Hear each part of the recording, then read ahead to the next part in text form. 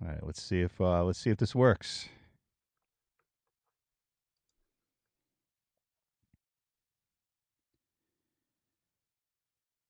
All right, I guess we're good here. Analytics. Let's check this out. No, that's not what I wanted. All right, so welcome if you end up hopping on here. I need to check a few things and do some house cleaning here.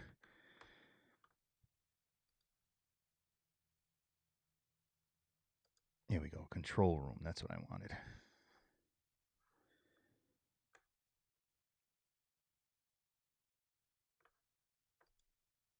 All right. I need to check the mic. Let's check this. What is this set to? This is set to internal. I'm just. Here we go. All right. I'm just. You're gonna hear my voice double here. You're gonna hear my voice double here. All right. Gonna wait a few, see if anybody hops on as usual, and we're gonna give it a go with the wrist here today. I got everything set up as I said yesterday, and I want to let me copy this and post it.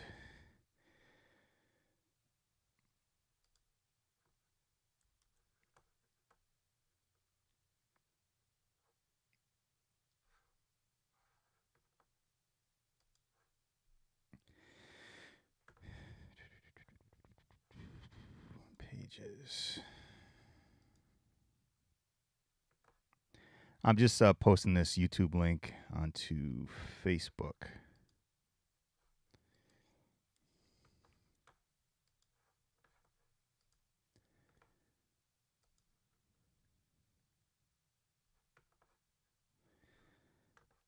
And we're gonna wait, give some people time to check in, and then we'll see what happens here. Let me check the other camera. There we go.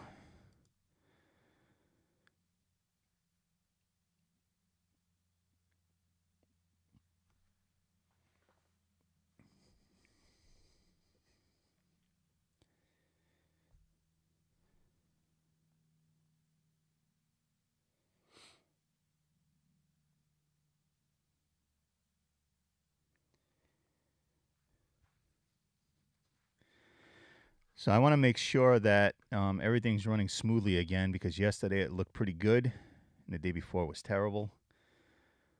So let's keep an eye on that.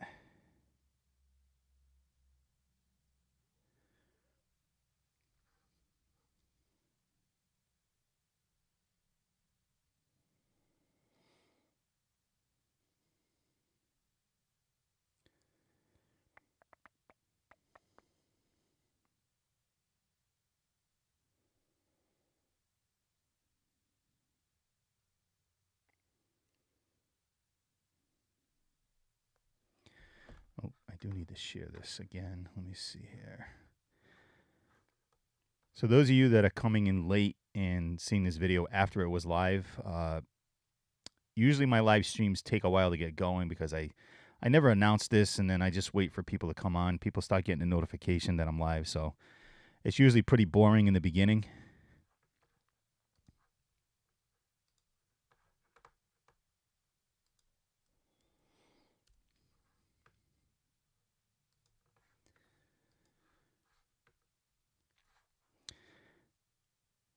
But it looks like the stream health is good.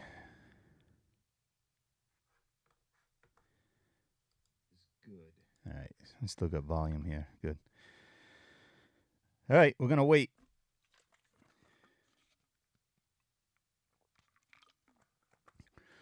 What I don't like, yeah, it looks like it is starting to get choppy again. Why is that?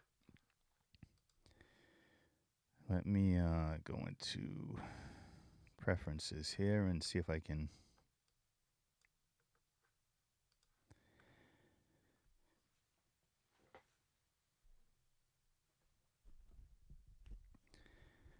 So now yesterday I had a perfect stream, and now I'm back again, and everything looks choppy again. What is going on with YouTube? I'm doing a speed test right now. My download speed is well over 300 megabytes per second.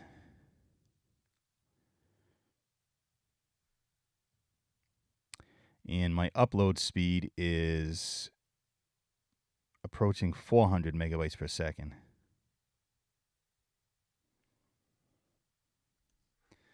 So I'm not really sure why. If anybody hops on here, let me know if this is getting choppy again.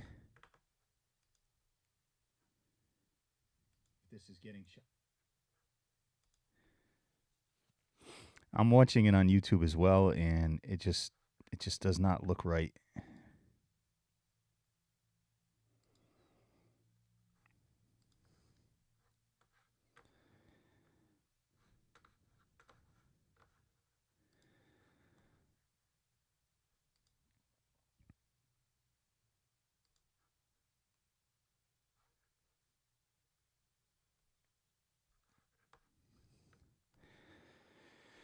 Let's check these other cameras.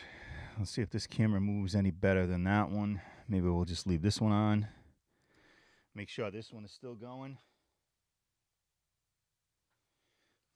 All right, maybe it's just this one. Let me try a couple of things here.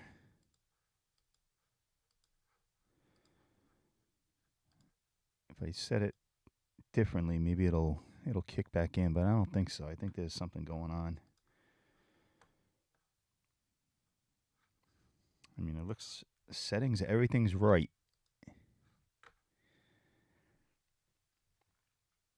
But it is unbelievably choppy right now. Why is that?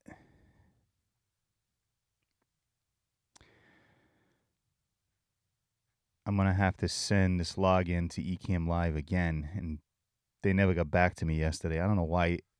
You know, I just paid for an entire year of this thing, and this thing is not working right. Second time in 3 days now.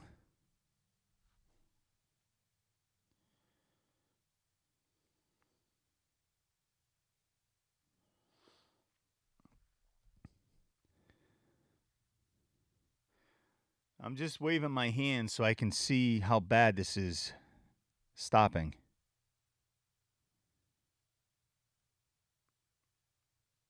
Yeah, this is terrible.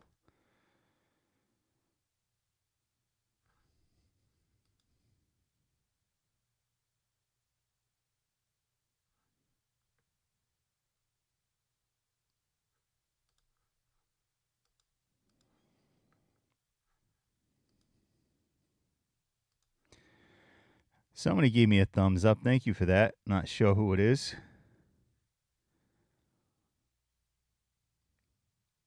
We got a couple people hopping on now. I'm gonna try the guitar stuff. Once I know we got a few people here, and I know that the stream is not doing what it did the other day, basically.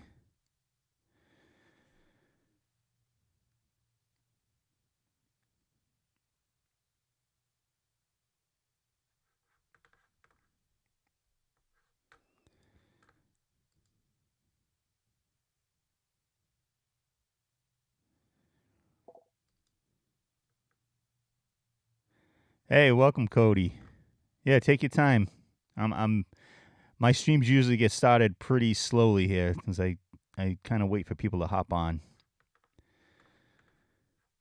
But I can't tell if this is doing the same nonsense that it was doing the other day, where the video was choppy and freezing and all that stuff.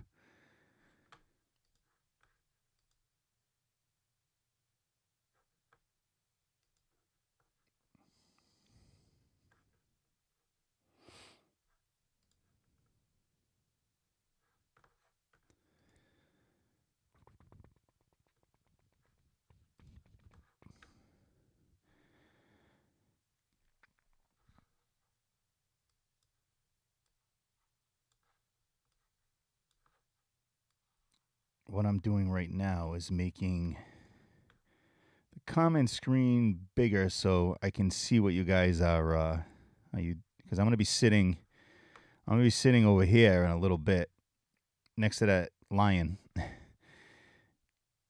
and I'm gonna put my. I think I'll put my iPad over there too, so I can see everything. But I'm gonna put it up on the screen too.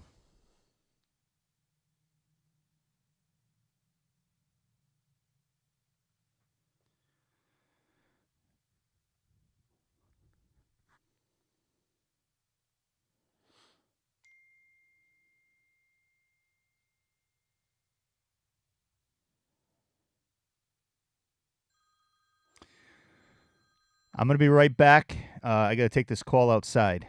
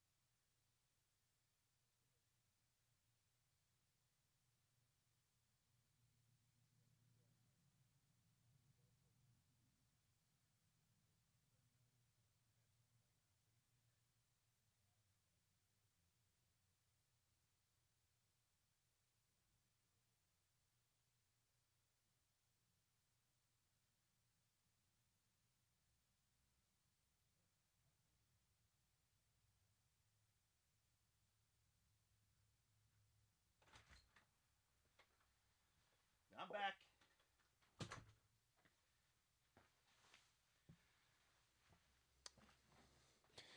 Hey, what's up, Will? All right, so you guys need to tell me, is this video freezing again? Because it looks like it is on my end, and it's starting to piss me off again. At least with this camera. Let me switch cameras here. Let's see if we get any issues with this camera. Even though I'd rather use the other one. So you know what I can do? Let's try this. Let's see if this works. Let's try that. I think it. All right. Well, I'm gonna stay with this camera here, but I'm gonna adjust the lighting on it because it doesn't look good on my end.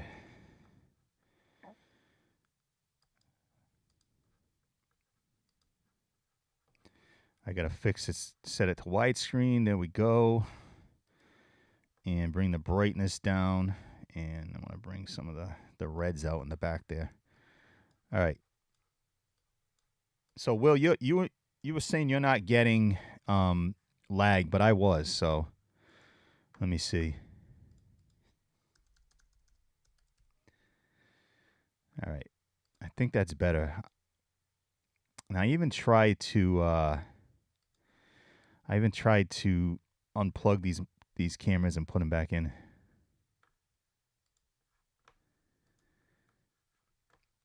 But we should be good. So we're gonna wait a little bit longer. Like I said, I want to make sure this camera is okay.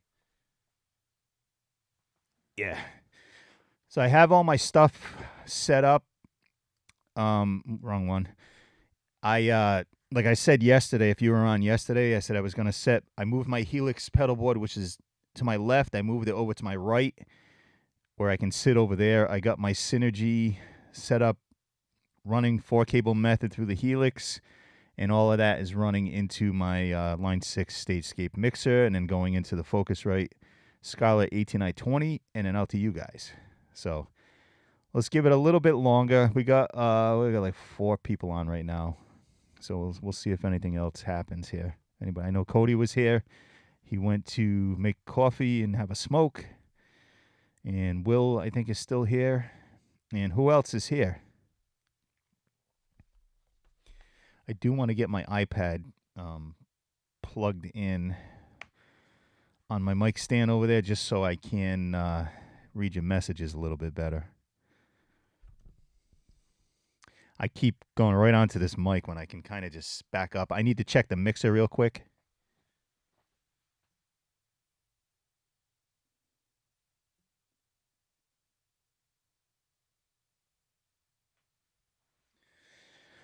All right, mixer looks good. The mic levels look good. Let me switch over to this other camera. I have a mic set up. I want to check that one.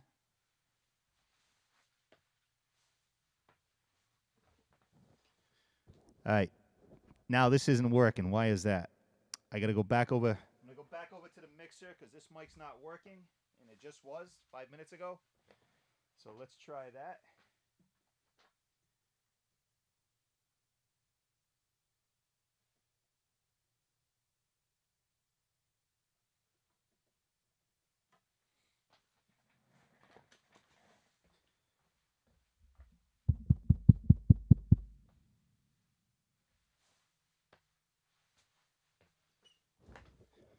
All right.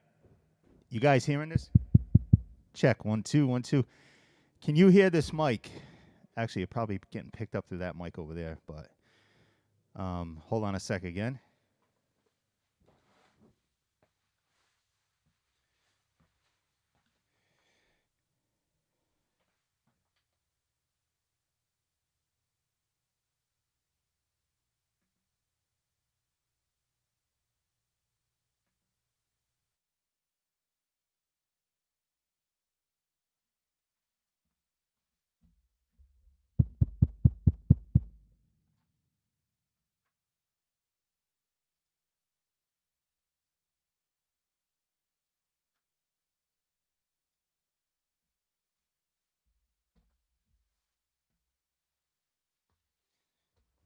Two, 1, 2.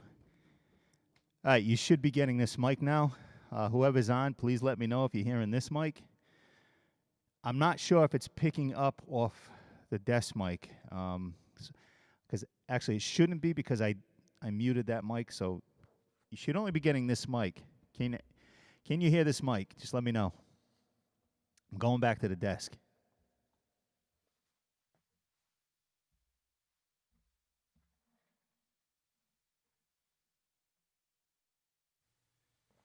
Now we're back on here.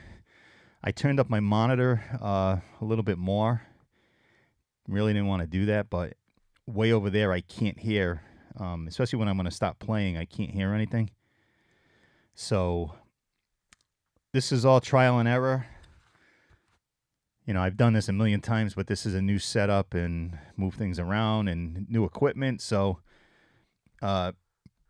just want to make sure you guys are getting everything that I'm putting out here.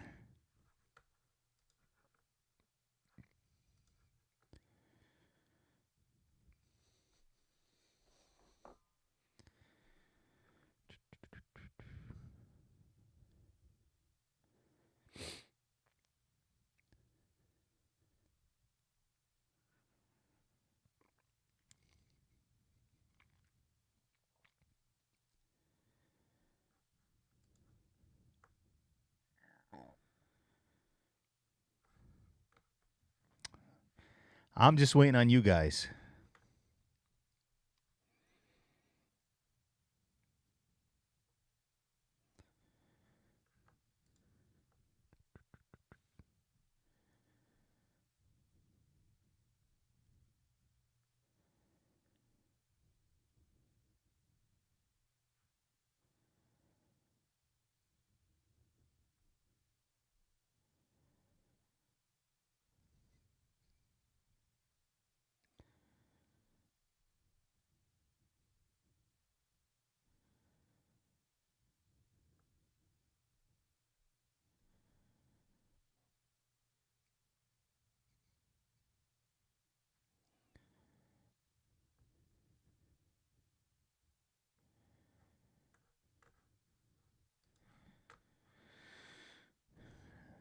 I'm not going to wait too much longer. I'm going to get the iPad set up over there.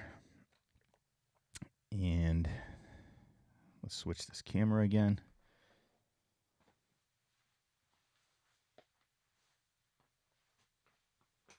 You should be hearing this mic. Why not? Hold on.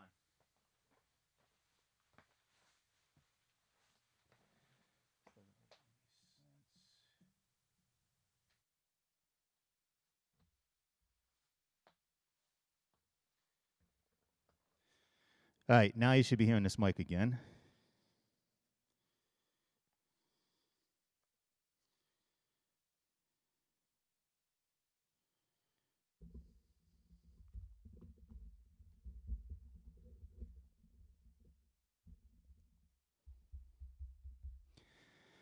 All right, that looks like it's working. So let me get into YouTube here.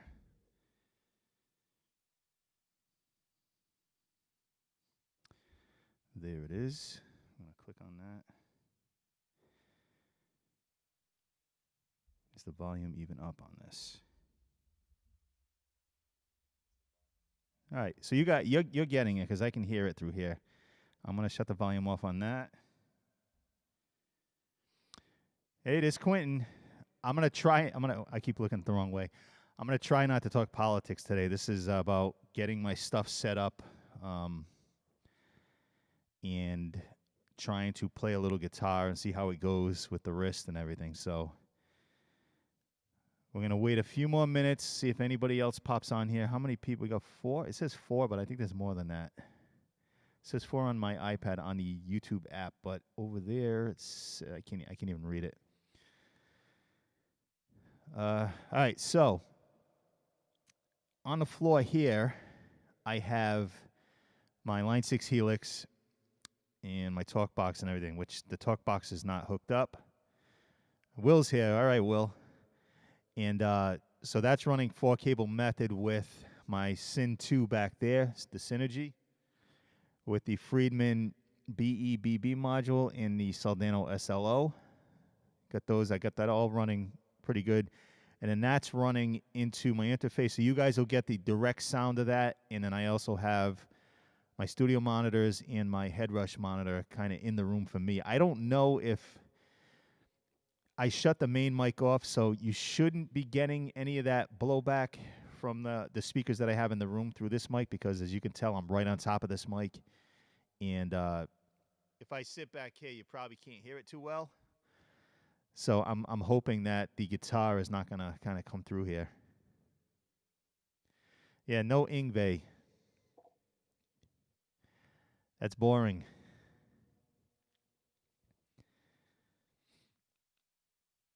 So we're going to wait a few more here. All right, you know what? Let's just go with the guitar. Let me grab the guitar. It's already plugged in. It's on the chair over there, and we'll see how this goes. Just need to adjust this a little bit.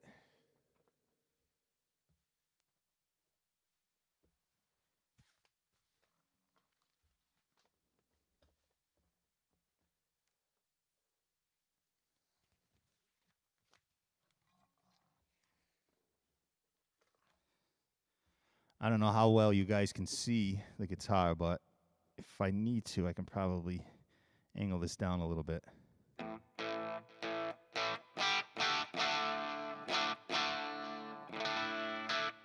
Are you guys getting that, the guitar?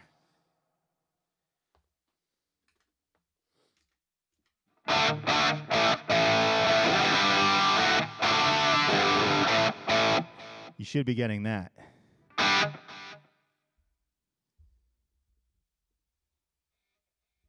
Yeah, I can hear it.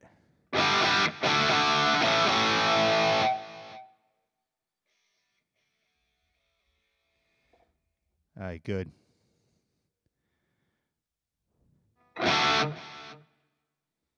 Just got to turn the volume back down on this iPad.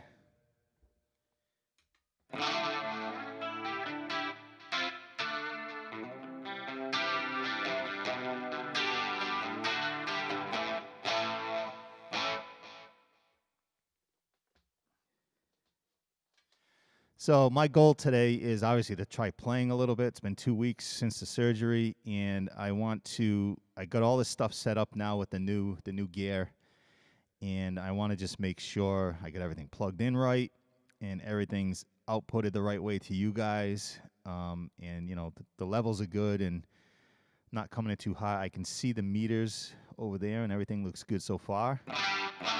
One thing I noticed. Hey, what's up, Dan? And the channel is not loud enough, so let me go back to the module and turn that up.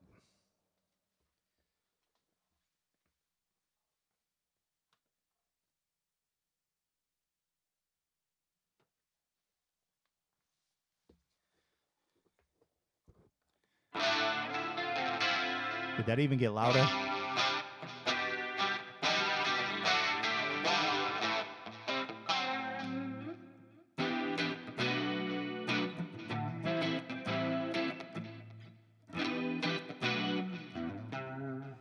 Not loud enough. Compared to...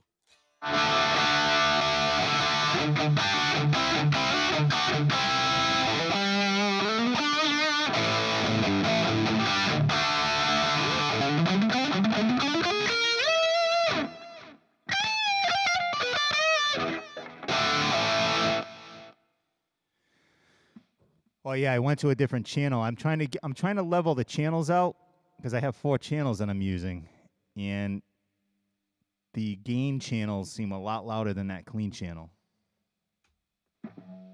That's the clean channel. One thing I don't really like about this clean channel on this is that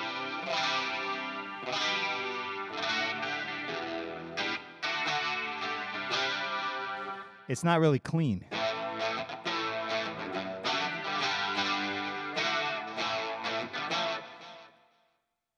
No, I don't have a JCM 800. That's a DSL 2000, and I'm not playing through that. This is all through the rack. You probably can't see it because the mic's in the way. There's a rack case on top of that. It's my Synergy rig. It's all going direct. All right, well, good luck. We'll see you later. Yeah, that amp is not even on. The amp, I'm using the preamps from the Synergy, going through my helix on the floor, 4-cable method, going straight into the sound card.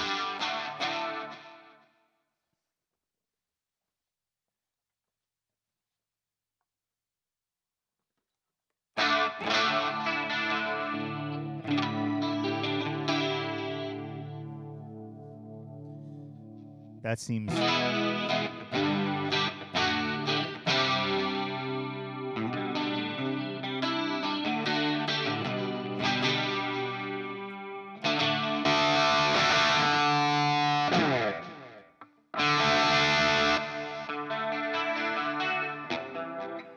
Trying to remember that song, and I don't even know what the name of the song is. Hold on.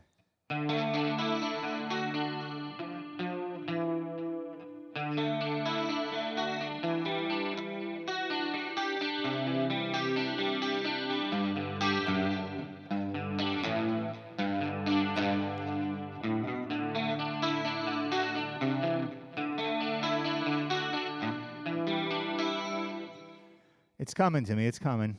Dan has asked, he said the Strat sounds fantastic. Those stock pickups.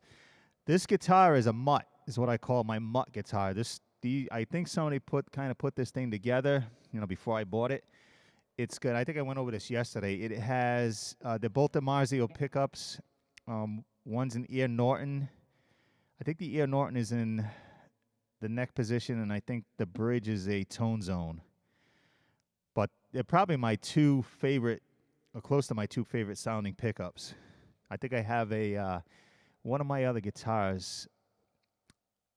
I want to say the other Strat that I have, that's that Relic one. I want to say that has a Tone Zone in it as well. I can't remember. And I think it's got a Area 58 in the neck on that one.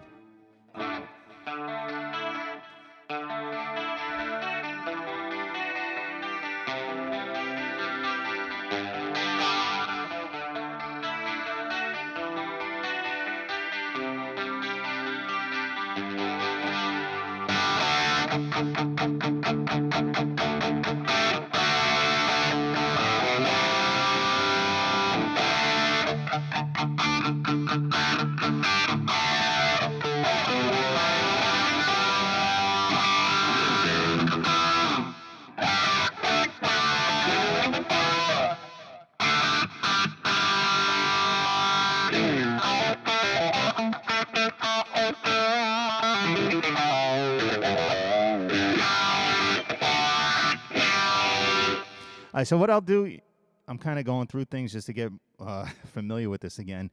I'll go through what I have set up for my rig. I feel like I'm like an ostrich over here or a giraffe trying to stick forward to this thing. So I'll go through how I have this thing set up.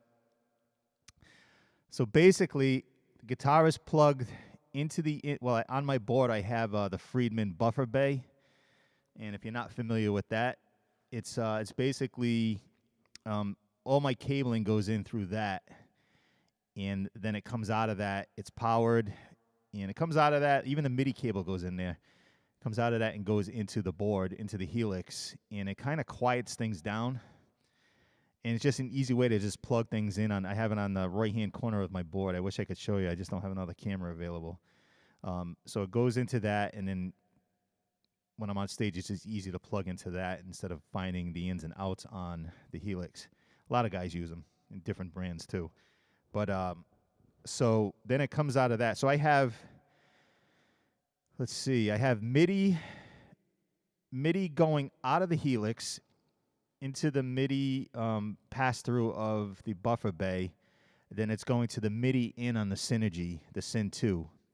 So what that is doing, that allows me to change the channels. Every time I have a snapshot set up, I can change the channels on the Synergy while it's changing all the effects all at the same time. And then I basically have the helix set up 4-cable method. I'm sure you guys know what that is. I'm not going to go through the ins and outs, but there's diagrams online. There's many videos on how to set it up. So you basically have your overdrive, your distortions, your wah pedals. I like putting compression, flanger, phaser, all that stuff before the amp, just like you plug into the real pedals, and then it goes into your front of your amp. And then this allows me to also put my reverb. Well, this is all in the helix too. I don't have any pedals. Reverb, delays, chorus. I have a looper. Everything is in the loop of the Synergy. The Synergy has effects loops too. So it kind of, in the helix lets me split that up so I can get, like, so if I put, let's see here. So I already have a delay on the guitar, but I have an extra delay that I can kick in.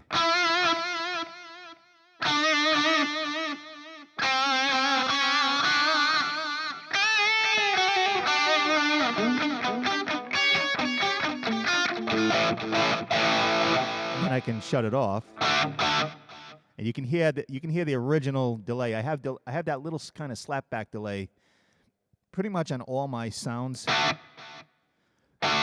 You can hear that, but when I kick the other one in, mainly for leads, it's just louder and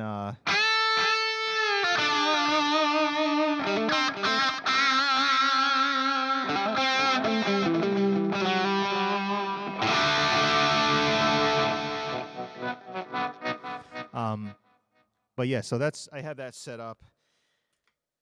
So first channel is the Friedman Buxom Betty channel on the Friedman module back there.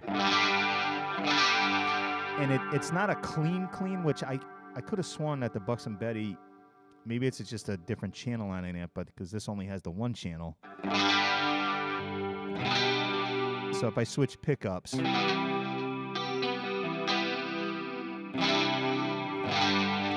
gets a little bit cleaner.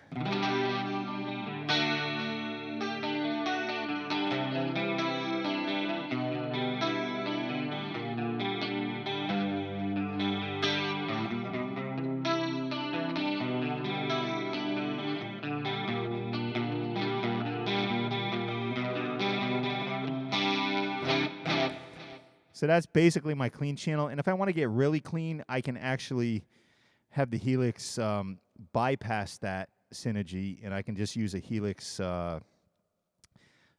amp model in there if I want a different kind of clean. I'm also, just so you guys know, I'm using now the Synergy, has to do with the speakers. The Synergy has its own built-in cabinet simulation, which Dave Friedman designed. I think it's the same as the Runt, his Friedman Runt amp, or the Friedman Runt. And it sounds really good. I think it's based off of Vintage 30. But I prefer to use impulse responses. So in the Helix, I can tell you which one I'm using. I'm using the ML Sound Labs Friedman Greenback with a 57 on it. So that's the speaker that you're hearing.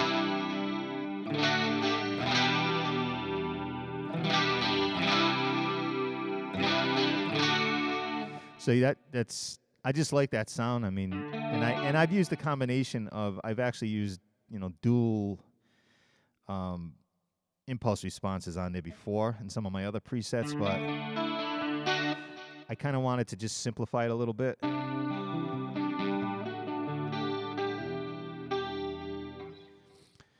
All right, so that's the first channel, and on that channel, it's basically, I'm using a plate reverb in the Helix. I think it's one of the legacy models, the plate, and it just gives you a little bit.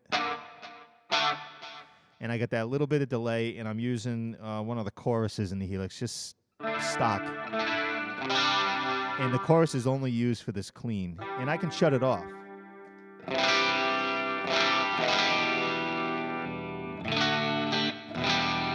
So that's the clean without the chorus. And I just kicked it back in, so you probably heard that change.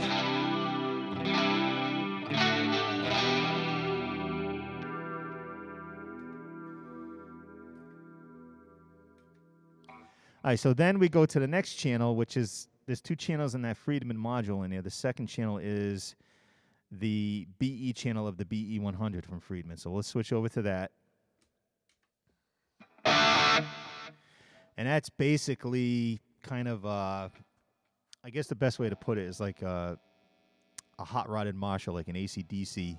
I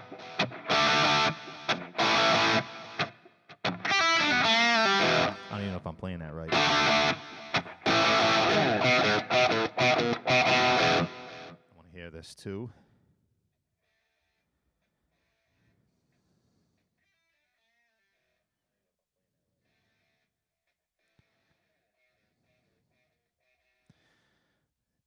I just wanted to check it, make sure you guys are still getting this, because everybody seems silent right now.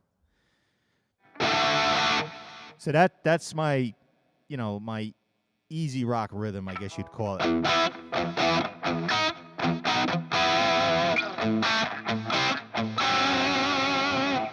And then I can kick on a flanger.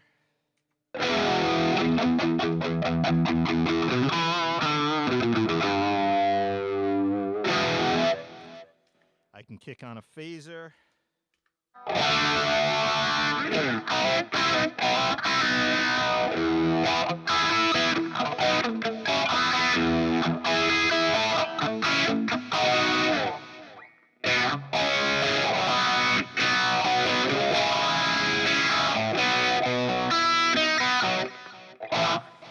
I can kick that bigger delay on if I want. I'm still not done setting up all the effects in this. I'm probably going to add a gain switch, because I do have a lead channel. It's the Soldano. There's two channels on that. But if I want to take a lead on one of the channels that, like, say, for instance, the BE. If I want to take a lead and I don't need a ton of gain, I can at least hit the gain switch and give it a boost.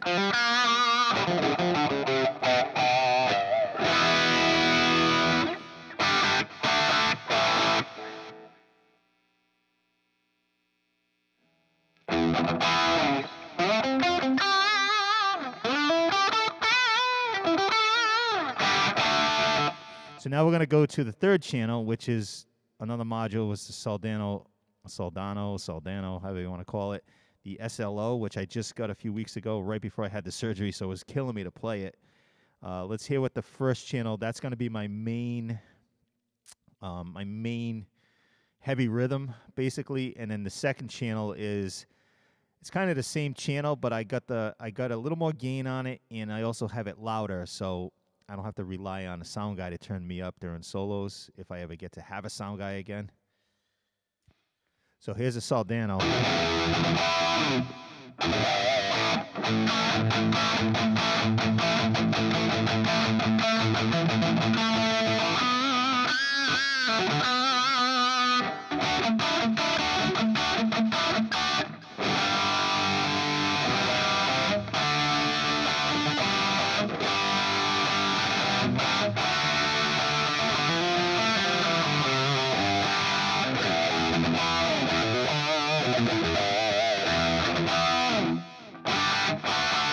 You guys getting this? I just want to make sure you guys are still alive out there, because people were kind of chatting and now it's gone quiet.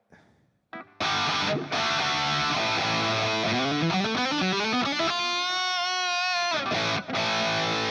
I can attempt this.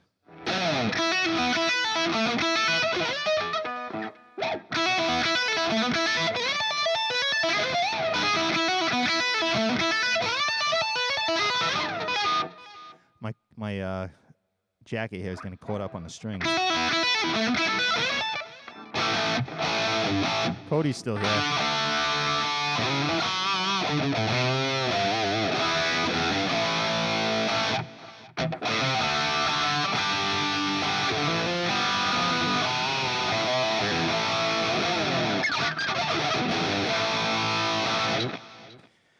Cody's playing his PRS, the SE24.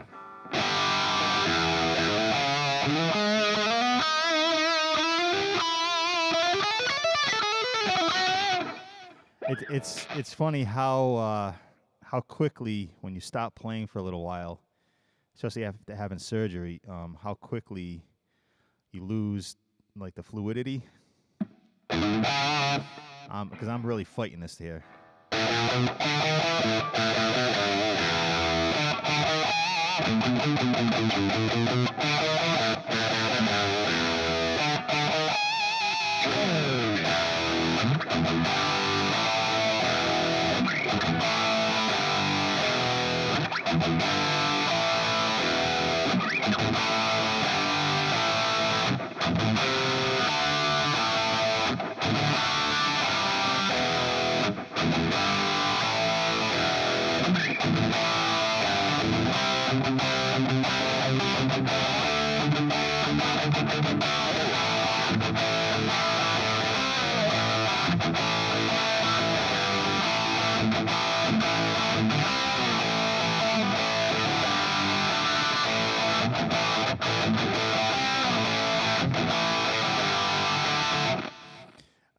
Cody, it'd be more difficult if I had surgery on the other wrist. Yeah, it probably would, but you got to remember, I think either way, I don't know, because this, if it was on my left hand, you'd mainly be in this kind of position, and the surgery that I had, was on the side here, so this movement is what really gets hindered. So that's all the picking hand, you know what I mean? Whereas this hand is just, you're basically just sliding up and down. I think it would be more difficult with the wrist that I had done. All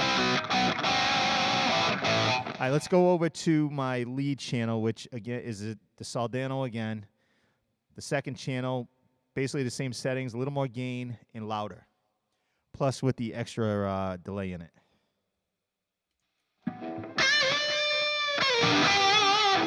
Let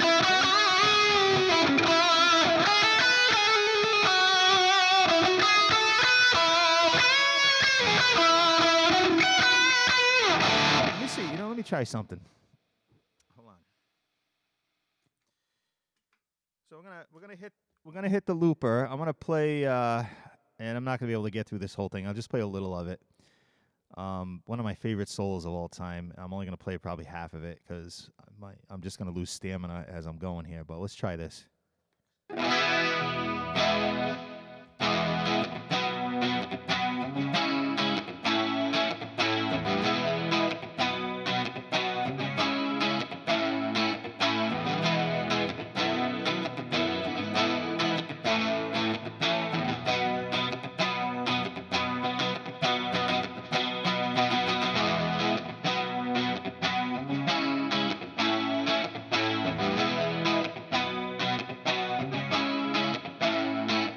let her get through.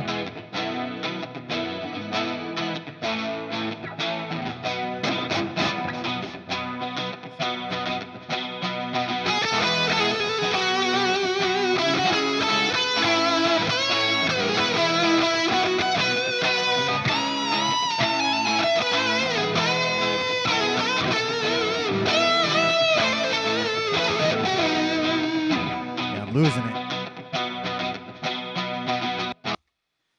So yeah, that was if you don't know what that was Europe. That was what the hell's the name of the song? Superstitious. Go listen to that. I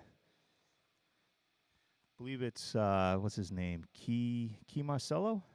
Because it wasn't when John Norm was in the band. It was out of the band. It was Key Marcello. But it's such a good solo. Let's try another thing.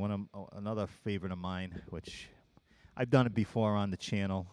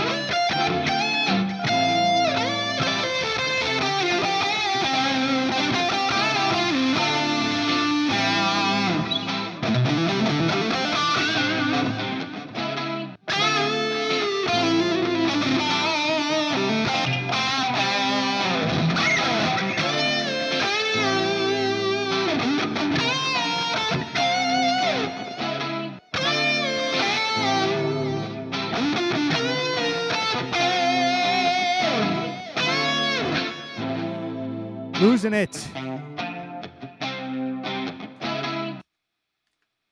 always love just playing that little simple little riff there from Hall & Oates and just goofing around on it. I don't know why. I just love doing it. And I'm probably not playing it right, but I like doing it.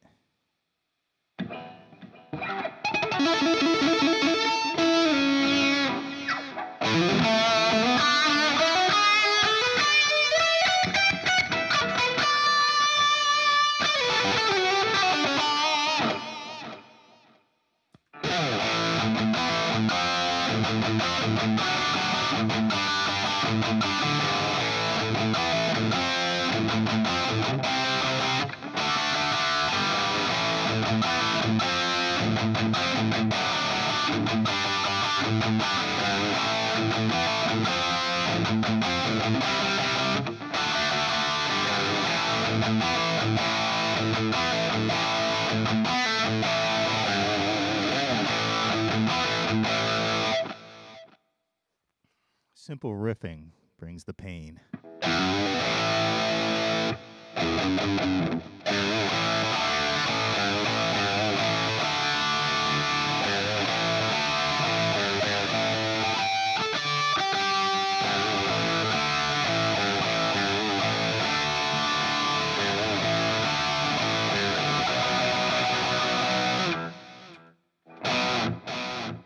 Probably should have had that on.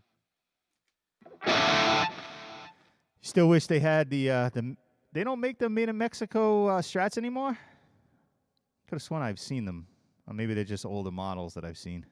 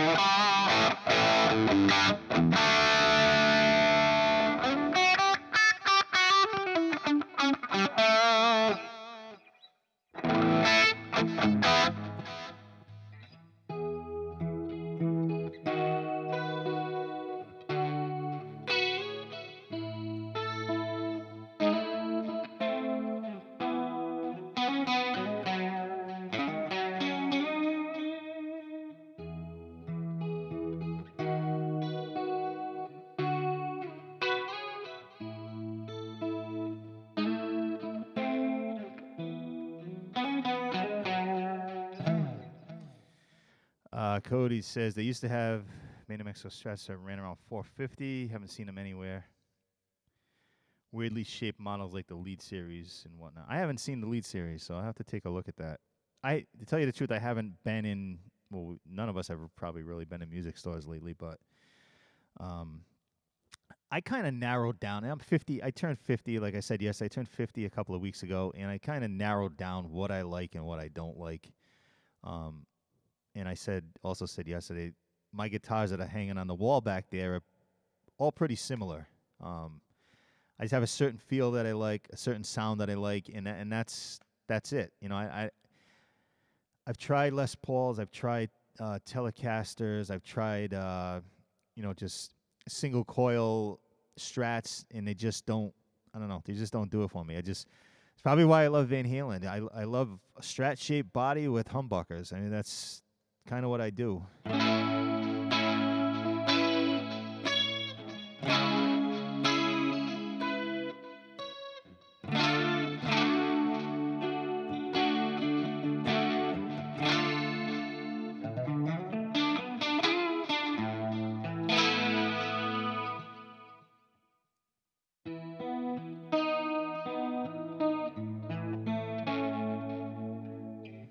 So, how is it sound? Actually, how does it sound to you guys? It sounds really damn good in this room with with my head rush monitor, and I got Yamaha HS8 studio monitors. It sounds really good coming through there. But how is it projecting out, direct out to you guys? Because when we ever get back to playing live, this stuff goes direct with my band, and I always want to kind of see what it sounds like, coming through different types of speakers and systems, and and all that I can't really do here. Cody says it sounds really good. Well, that's good. Well, I mean, there's more than Cody here. I know that. I don't know if Dan is still here. I'm just looking down at my iPad. Mike, I don't know if Mike's still here. I know Will left. Quentin might be sticking around. He doesn't usually say much. But yeah, it sounds really good in the room here. And I'm not just saying that because it's my stuff. It's a lot of guys with the same setup that I have.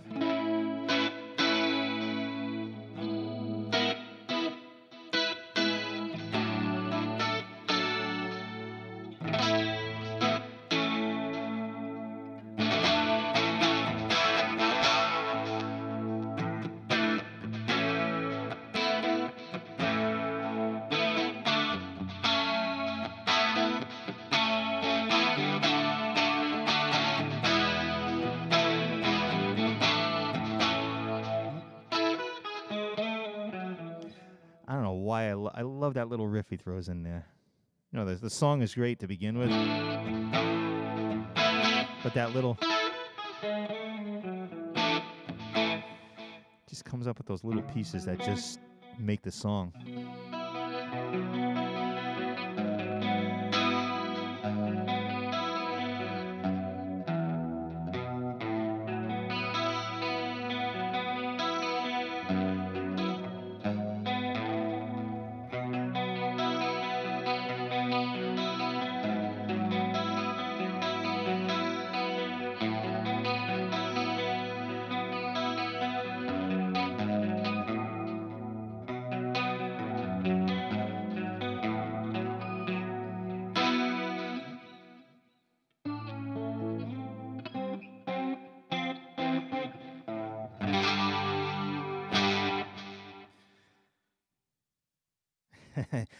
I forgot to mention you, Bobby. You usually show up in the background listening. That's fine.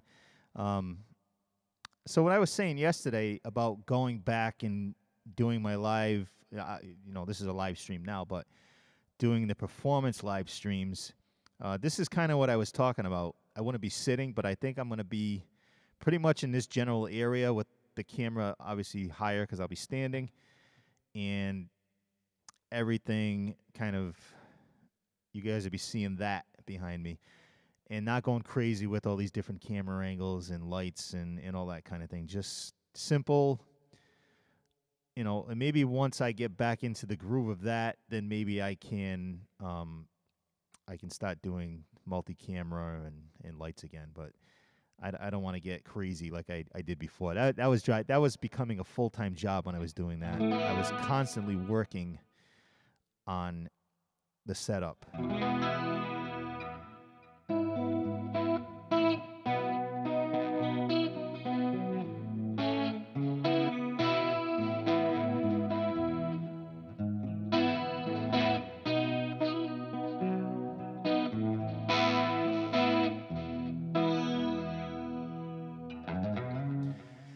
Do I stream exclusively on YouTube? I used to. I used to do YouTube, Facebook at the same time, and sometimes Twitch. But Facebook does not let you play covers anymore. Basically, they shut it right down. So YouTube is the only place that I do it. If I'm doing, I'll do live streams to Facebook if I'm not going to be playing any music or anything, or if I'm playing, non-copyrighted music, which I just like to riff around. So I kind of don't want to get on Facebook and say, all right, I'm not going to play anything that's copyrighted. I'm just going to play whatever. But then, you stop playing. You guys know how it is. You stop playing and you stumble into, oh, wait a minute. That's, that's Rat. Lay it down. Yeah, the whole thing, Cody, you're right. You can't do anything anymore. It's so stupid, too, because I'm of the thinking that if I'm an artist, I would want guys or girls, people, bands covering my music because it's keeping the music alive. Being in a Bon Jovi tribute band, I've had so many people come up to me over the years and say, you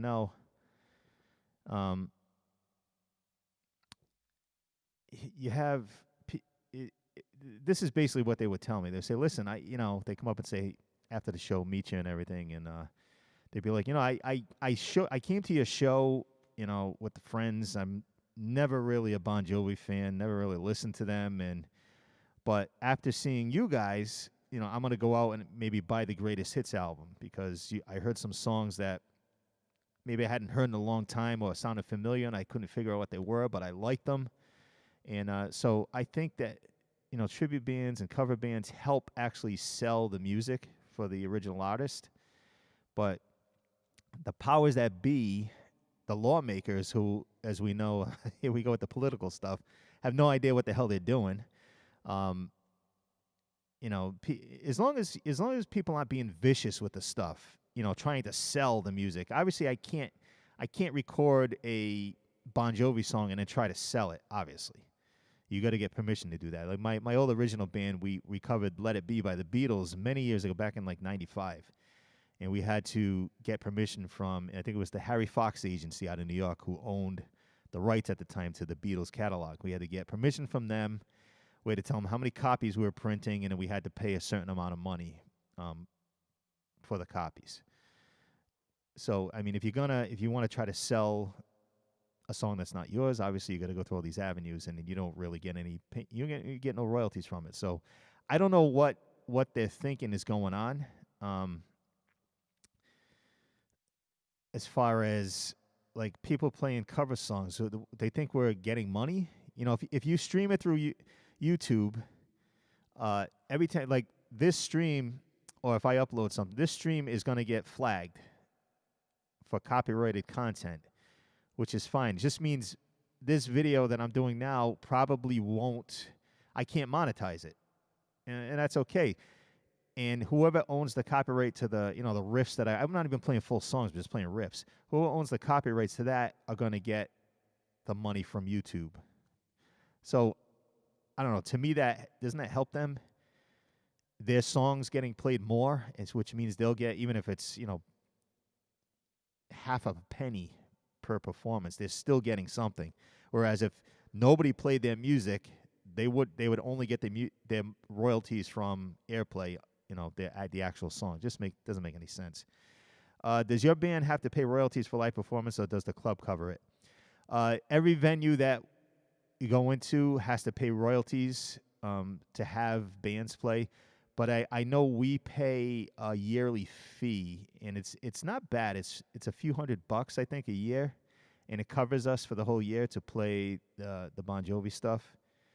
Um, Now I know a lot of bands don't do that, but I'm pretty sure that the venues have to pay royalty fees every year, and I've noticed that the ones that don't get shut down. So we try to stay on top of that kind of thing, and we don't want any trouble. We're celebrating the music pretty much. We're not doing anything, say anything bad about the music. We're not performing it in a terrible way so people don't like it. It's just the way of the world now. And as I said yesterday, this world's going downhill pretty fast.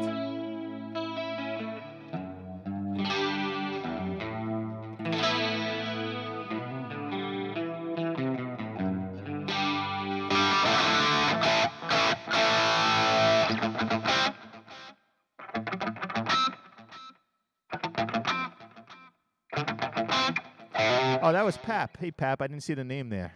Glad to see you. Well, see you here again.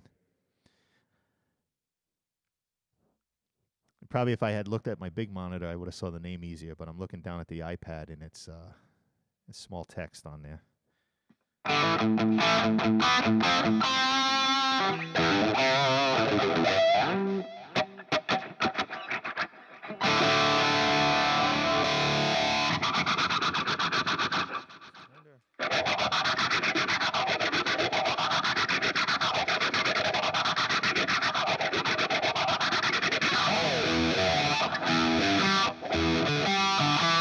I don't even know how to play that.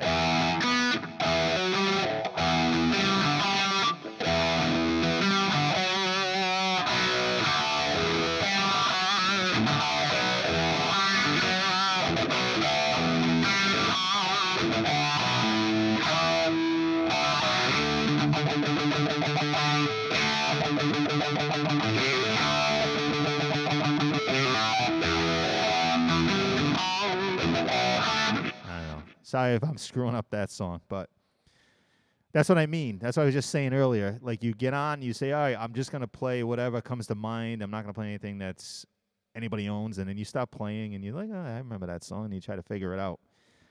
And this will get flagged.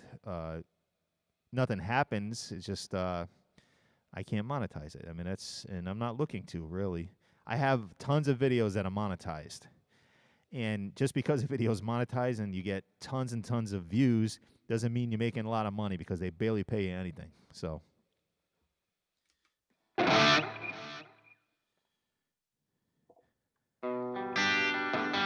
don't even have to remit 36 cents. Whoever, since Van Halen owns that riff, they're going to get paid by YouTube or by their publishing company, because I'll get an email and say, this company claimed content on your video, and that's how it works.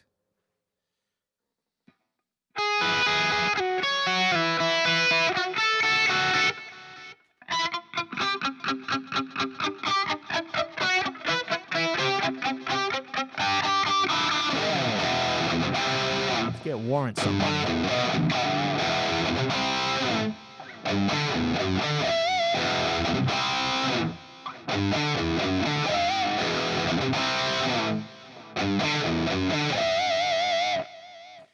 Get a couple of pennies there for Warrant.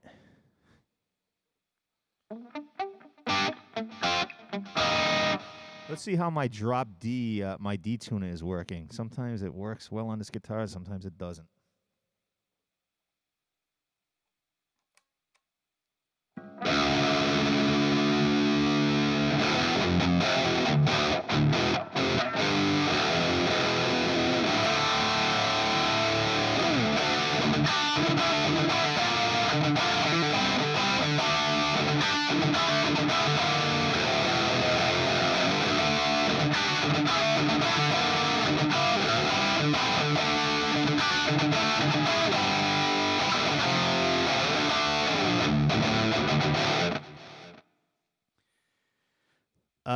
That's a good question, Pab. So he's asking, so those that are watching this at a later date, you're not seeing the chat comments.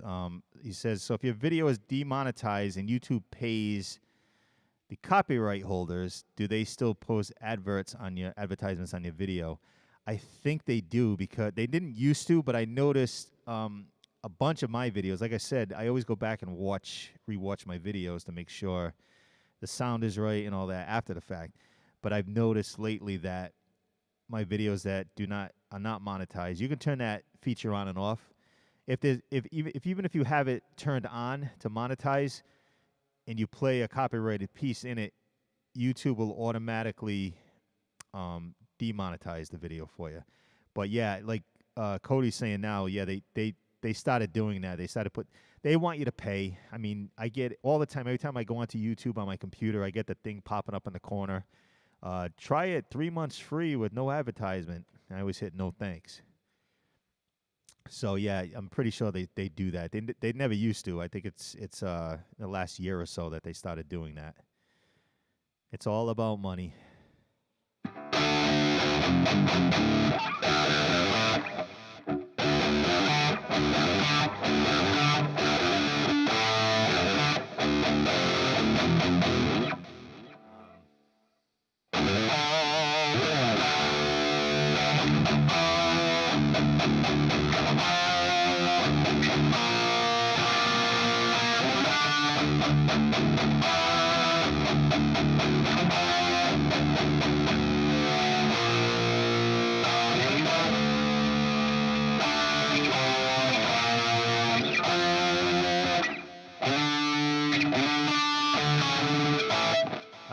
Cody's saying you've seen demonetized channels that have ads on them. Yep. Not advertiser friendly. They have to cram ads in wherever they can. Yeah, it's everything is about money. As sad as it is, but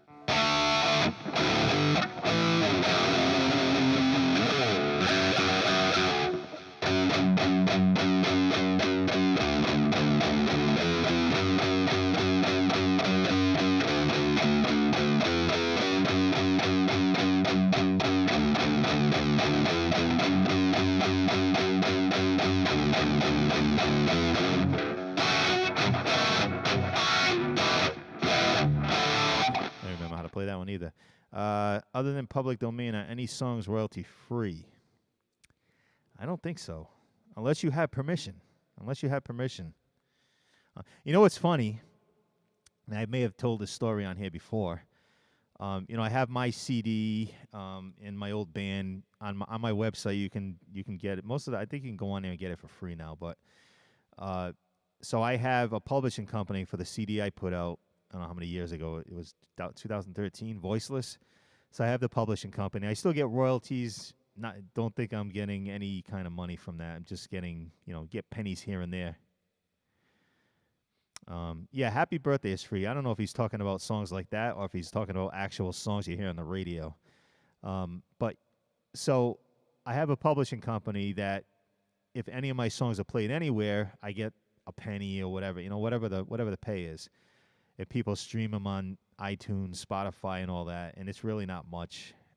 I haven't even looked at it in a while. I got to go check the account and see if there's actually any money in there. But what sucks about it is, and there's no way around this, is that I can't even play the songs on my own album that I wrote, that I own the rights to, on my YouTube channel, because YouTube, there's no way to tell YouTube that it's me, because it's going through a publishing company. And I've asked them about it, and they said, well, you're getting paid anyway. I'm like, yeah, but what's happening is, yeah, they're paying, the royalties are going to the publishing company, which go to me, but my video is now demonetized, so I can't get YouTube money too. I can only get the money from the publishing company. So, and they said that they really said there's no way around it. I've tried contacting YouTube. You can't get a real person on there. And there's got to be a way to do it, but I have not figured it out. Yeah, it is. It's crazy.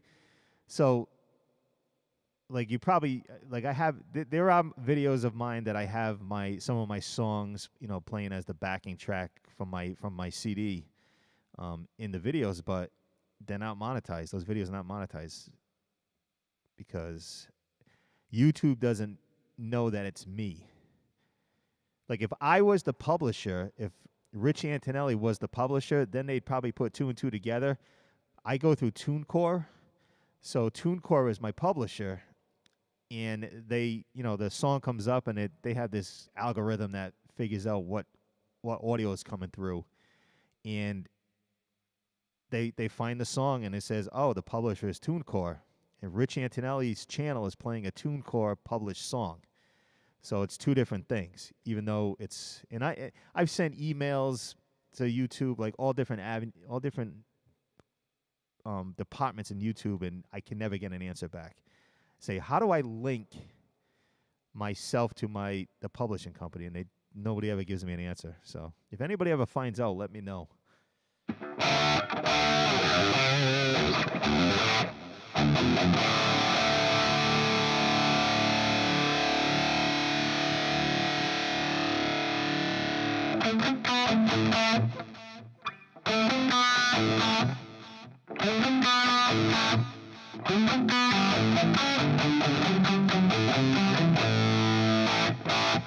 Drop D is cool. I just love that.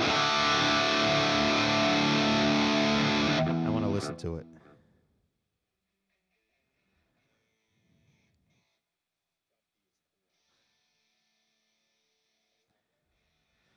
I mean, I'm listening back some of this stuff when I put the volume up on my iPad, and on the iPad, the guitar sounds pretty damn good, just coming off the iPad itself. So I can imagine when I go back to listen, if I listen to this with the studio monitors, how good the guitar is going to sound. Not my playing, the actual tone.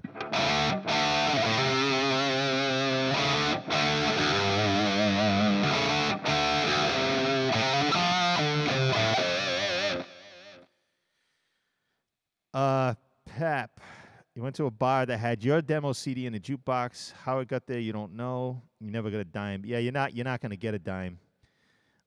Is your demo? Do you have a publishing company? That's it's so hard because the bars and the venues are they're paying a flat fee basically, for a royalty flat fee. So they don't keep track of what songs are being played. It's just there for them, for their protection. So if anybody tries to come after them, they say, well, I paid the royalty fee. I can play any song anytime, in the bar. So I've had my songs played in bars too, and there's no way of knowing.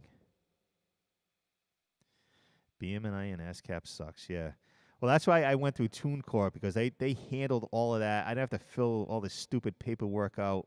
I want to say it was on BMI, my old band Sky Highway. I think we were on BMI. It was just a pain in the butt to even get like answers out of them and try to get payment and all that. It's just, so when I put my CD out, I said I'm just gonna go. TuneCore handles all that. They distribute. They put my digital downloads. They put them in iTunes. I don't know if they put it in Spotify. Put iTunes, and they put iTunes Japan, iTunes Germany. It's all over the world through iTunes that way. It's just and there's other avenues that they put it in, like Google Play and stuff like that. So I do get royalties from that stuff. I wish I had my phone. I could actually check. Give me a second, guys.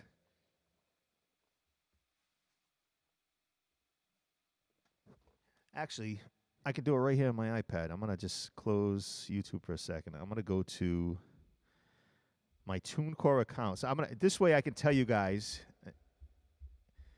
if I've made any money whatsoever since the last time I looked. Now, keep in mind, my album is 7 years old now. I think it was 2013 it came out. So it used to do okay. Let me try to log into this.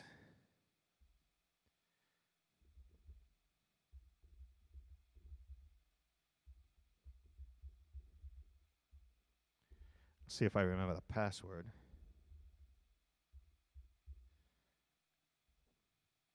Is that the right password? Not right now. Let's not do that. So right now, hey, look at that. I have a little bit of money in there. So just to give you an idea, digital jukebox in most bars around, like a couple of $1 for a couple of songs. So right now, my balance, I just got a thing from TuneCore that somebody logged in, which was me. My balance right now is $12.69. And I could tell you, like, it shows you the breakdown. YouTube royalties on December 18th were 22 cents. Publishing royalties for the third quarter were 35 cents. So where was the big... I want to see if this will let me...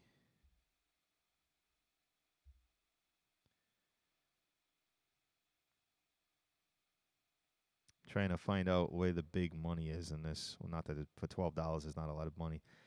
But yeah, so I'm getting YouTube royalties. Like there's 23 cents here, 23 cents there, 9 cents, 23 cents, 0. But there's 365 transactions for that $12.69.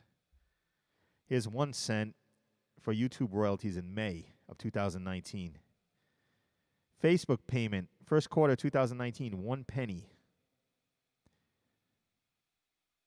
It's ridiculous.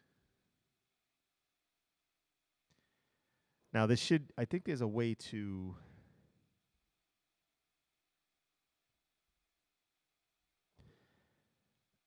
Money and reports. Let me go to that. Balance, music sales. Let's see if I can see that.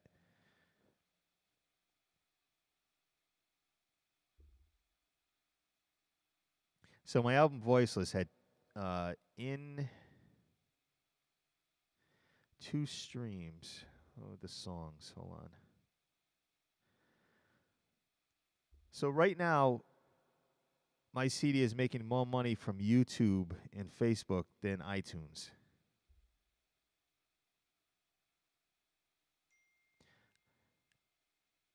And the only royalties coming from streaming came from the United Kingdom. But yeah, so that's pretty much. Oops, I gotta press play on this. Just want to get caught up on your messages here. All right, yeah, so that's over a couple of years, $12.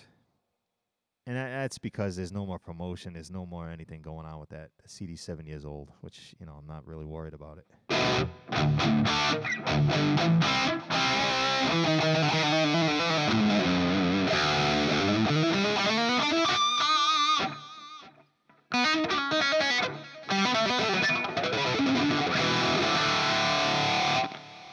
Did I have a distribution deal? Well, that's what TuneCore does. TuneCore not only is the publishing company, but they also distribute your music. You can, I want to say it's like $50 a year per album or per collection, like you call it an album of music.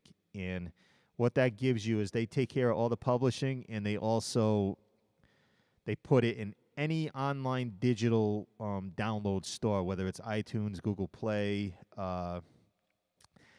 It's been so long since I looked at the lists, and it's in most countries. They'll put it anywhere and everywhere they can. Now, if people don't know who you are, obviously in those other countries, it's just not. It's not going to matter.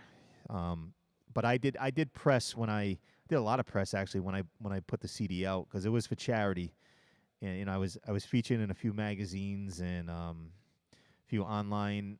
I want to say online magazines, but online websites that. I probably have some. I know on my website, my main website, there's some reviews and stuff for the CD, and I can't remember. I don't know if it was Heavy Harmonies. I had one of the magazines around here. Still, from cleaning this place, I don't remember where the hell I put everything. But I did do press for that, and that did help. I don't know how much in sales, and this was all pretty much donated. I think it was I was up to like 5,000 in sales, and that I donated to Hasbro Children's Hospital here. Last couple of years, it's basically been nothing. I still have a box, maybe a box and a half left of CDs that I've actually given away at my band shows, just given to whoever. I gave one to my mailman for Christmas. But yeah, I still got a bunch left, and every now and then I'll run on this channel. I'll run like a contest or something if someone wants to try to win a copy of it or a download or something like that.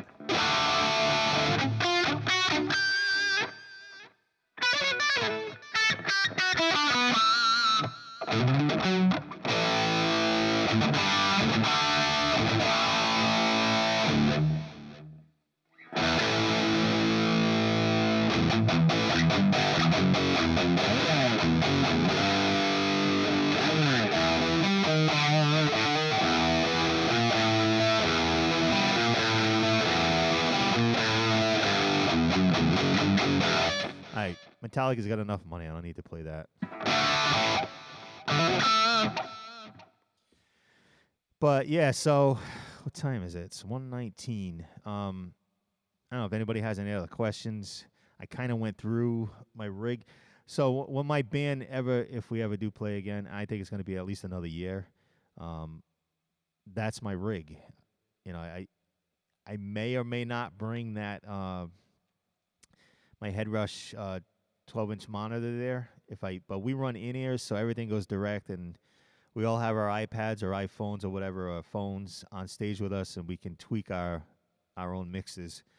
And I'm planning on buying, because there's 2 spaces in that rack case back there. I'm planning on, Synergy makes a 50-50 power amp, tube power amp. It's expensive, but I'm trying to sell that Marshall head right now. I'm asking $600 for it locally. I do not want to ship it. Some guy offered me $400, and I said no. But trying to sell that, and if I buy that Synergy power amp, I'll keep it in there, and then if we do have to play a show where it's a quick changeover and we can't use that, because we have a whole setup system with snakes and running everything through our rack system and then out to the sound guy. But there are shows where we can't do that, and we have to not use in-ears. We have to use monitors. So in that case, if I have that power amp in there, if they supply a cabinet, then I can just go right into the cabinet and have my tone. If we are ever able to fly again, I could do one of 2 things. I can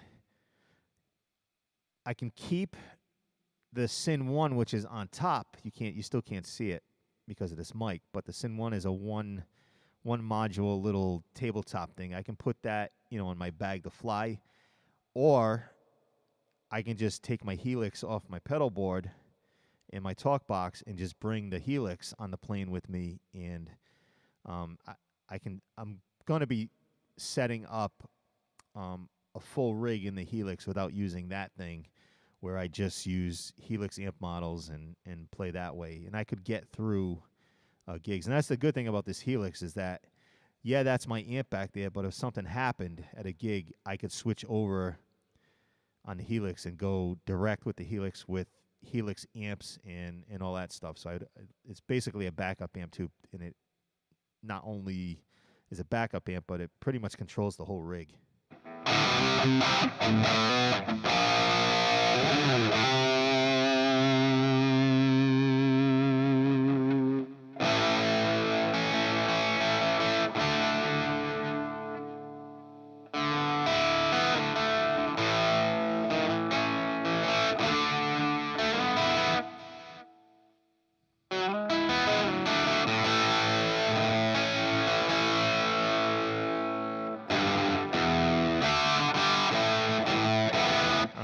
Goes.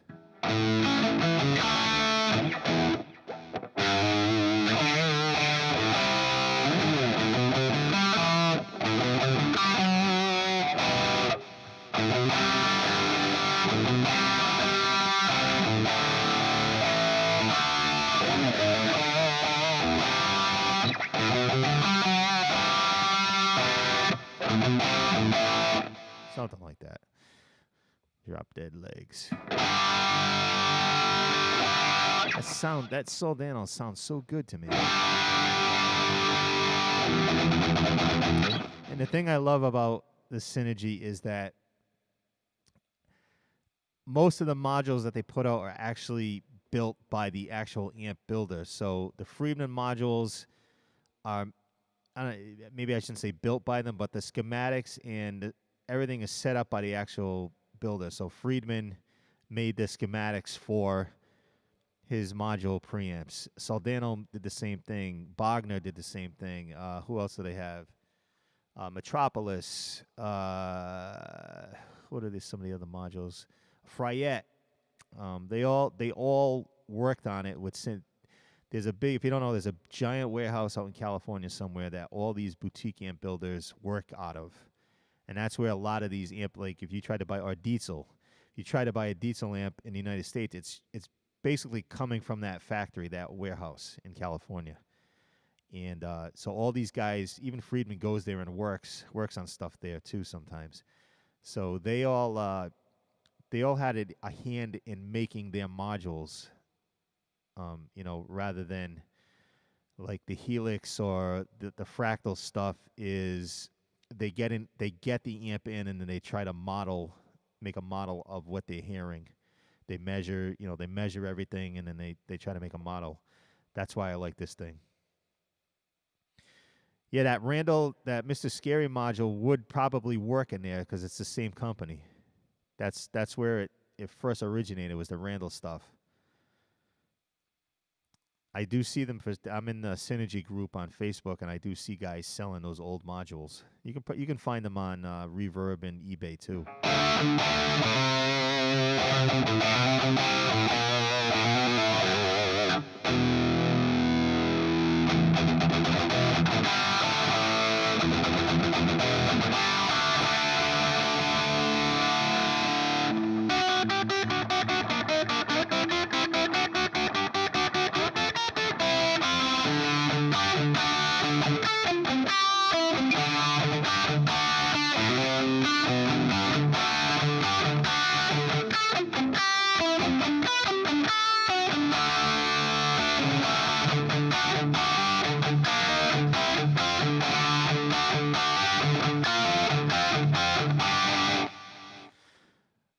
Probably going to wrap it up shortly here.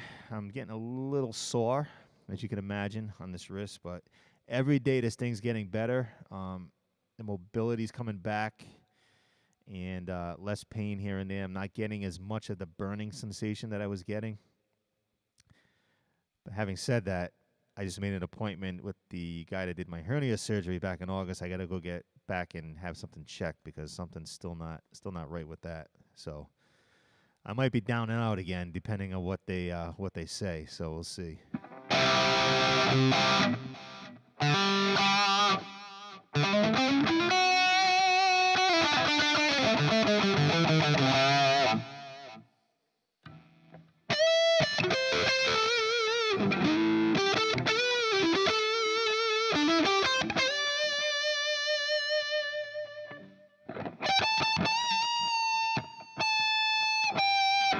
Let me hear that.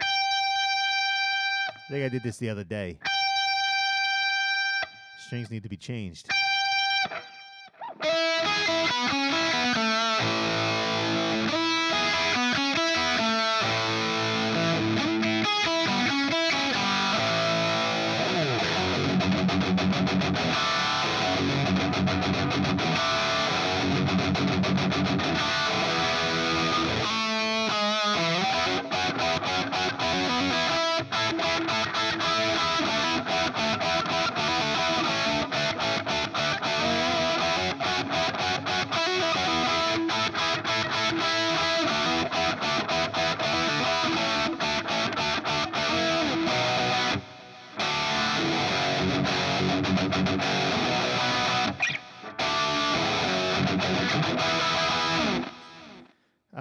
Well, who is my favorite YouTube guitarist? I have a couple. I like Richie Castellano, a friend of mine, great guy, unbelievable. He's just talented beyond. Never mind just guitar playing. He's just, he plays with Blue Oyster Cult, and his videos are funny, informative. He's been doing the technical side of things for a lot. I think he worked at American Musical Supply for years. Oh, one of those companies like that. But yeah, he's and every Sunday he does his live streams where he plays, and it's just that's where I got the inspiration from when I was doing it. But he just takes it to another level. And then I think Friday, tomorrow, he's doing a live stream. Him and his friend Andy, who is also unbelievable. They're doing. They did this before. I think they did it with Toto's Rosanna, where they did like a 5-hour live stream from start to finish of recording the song. So I don't know what song they're going to tackle this time. I'm pretty sure it's tomorrow.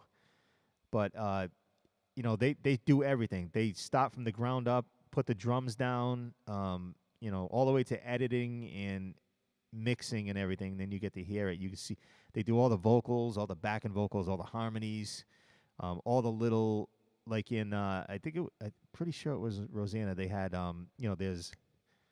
there's some like finger snapping in it. They did that too, and they doubled it and tripled it. And the other one is Pete Thorne, obviously. Pete Thorne is another one. If I haven't checked out Martin, yeah, I've seen Martin Miller. I've watched those videos. Those are pretty good too. There's also this other cover band, something Street. I can't remember the name of them.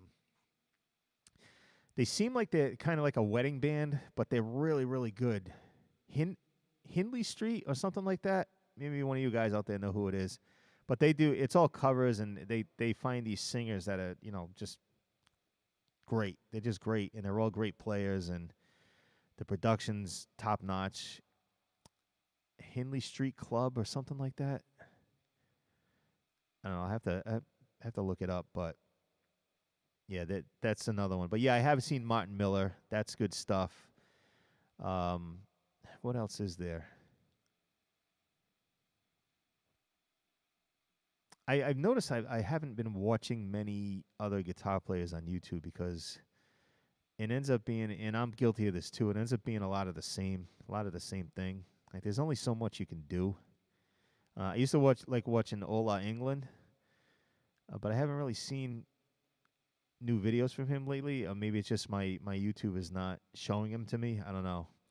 But he's another one. He's funny, and he's a great player. He's just funny. I like Fluff, Ryan. I don't really like what he plays because it's not my style, but his videos are very good, very informative. He does that riffs, bears, and beards or something. He's got the big beard, and he's good too. Trying to think if there's any other that I'm missing here. Off the top of my head, I can't think of any. You're not big on shredders. I'm not either. I used to love it. When I first started playing, that's all I wanted to do was play fast. And then now I just can't. Like Mike came on here earlier and say play Black Star by Yngwie, and I don't want to listen to it. It just bores me. The guy, they're unbelievable. Like I can't do that, but it just after a couple of minutes, it's like okay. I want to hear a song. I want to hear a melody. I want to hear a solo that fits. And going to Van Halen, you guys know my love for Van Halen. That's why I prefer Sammy over Dave, because when Sammy came in, the songwriting got better in my opinion. With Dave, Eddie was on fire, and he just playing a million miles an hour and so tight. But it seemed like it was a lot of riffs put together, like perfectly put together and perfectly like seamless.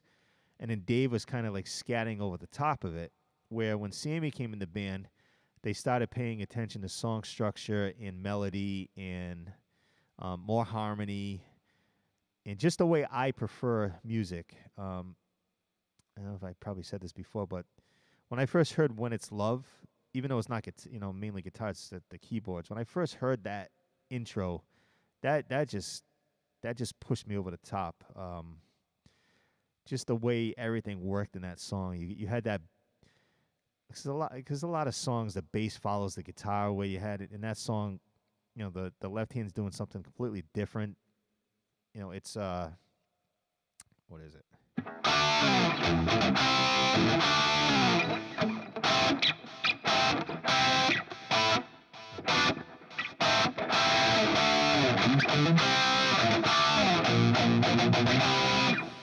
But while that's going on, the bass isn't doing.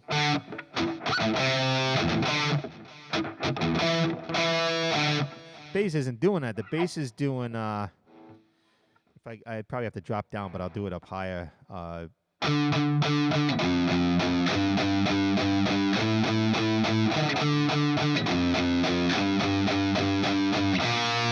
So I'll do it if I can loop it. Hold on.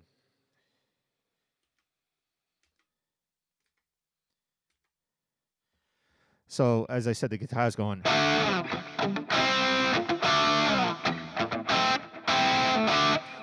And the bass is actually doing this. I'm gonna record it so I can then play the guitar over it.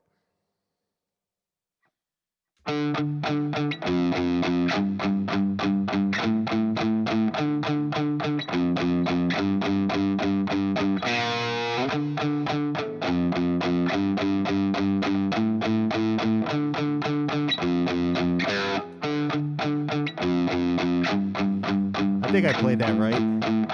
I'll know as soon as I stop playing this. No, I didn't play that right. Let me do it again. I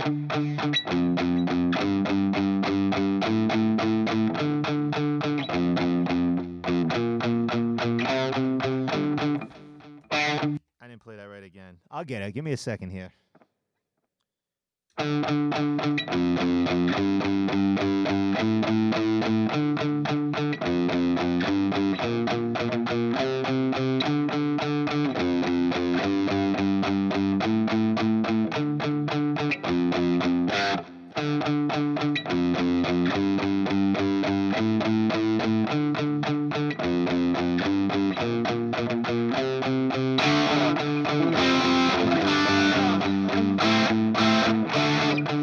Start it now.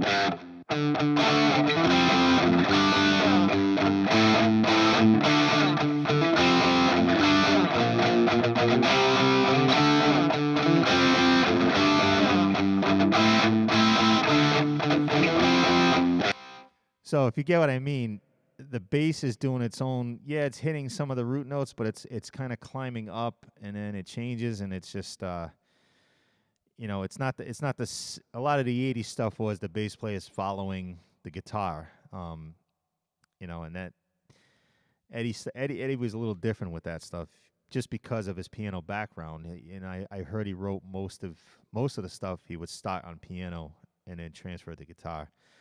Yeah, Balance is an amazing album. That's my favorite. I'm pretty sure that's my favorite Van Halen album is Balance. That's my favorite Van Halen tone, guitar tone. I think he was using a Soldano on that album. I could be wrong. I know the 5150s were out, but it sounds. I've owned the 5150 amps, all versions of them, and that album.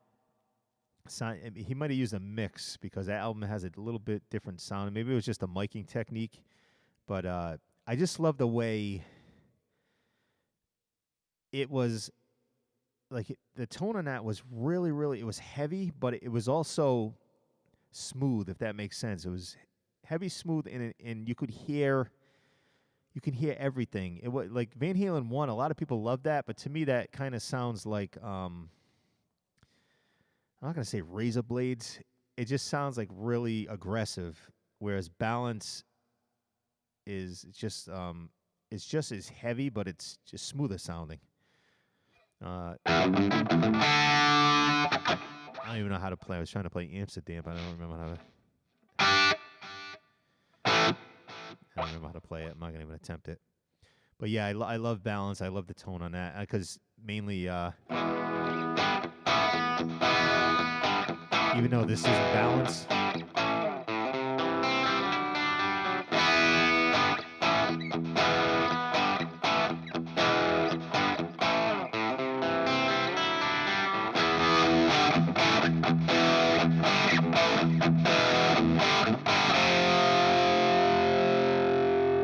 We gotta get out of this.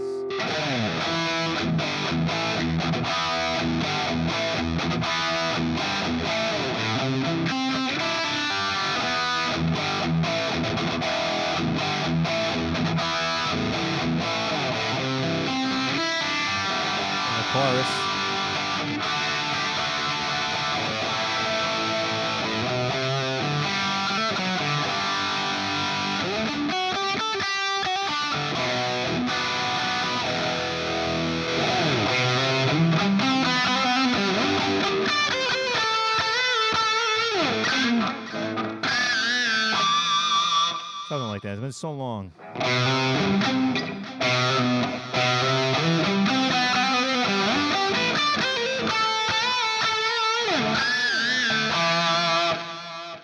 Something like that. What is this? Just checking messages here. So yeah, that's about all I have today. Like I said, this was a more of a fact-finding mission to see if setting up over here and getting all the stuff plugged in for my rig and the other stuff on the other side of the room and making sure the cameras are working over here now and adding this other mic in, and that's mainly what I wanted to do. How long have I been on here? It doesn't say on here. It probably says... It says it on the main computer, but I can't see it. So small on there. But thank you guys. I don't know if I'm going to get back on tomorrow. I got a lot to do tomorrow. And then, I don't know, maybe on the weekend. I'm not sure. But as always, thank you. And it's usually my same group of guys that come on, and I do appreciate it.